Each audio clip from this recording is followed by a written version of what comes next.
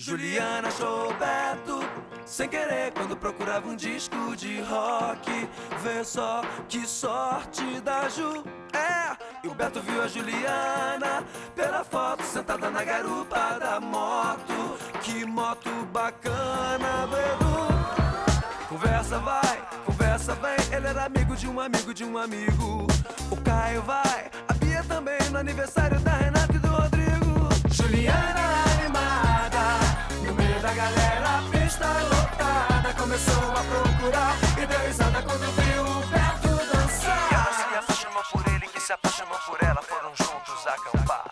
Beto e Juliana descobriram de repente que tudo era pra sempre numa noite de frente pro mar. E eles se juntaram, não puderam esperar. Lua de mel na Europa, primavera em Paris. O tempo passou e a família cresceu. Juninho é apenas o começo de um final feliz.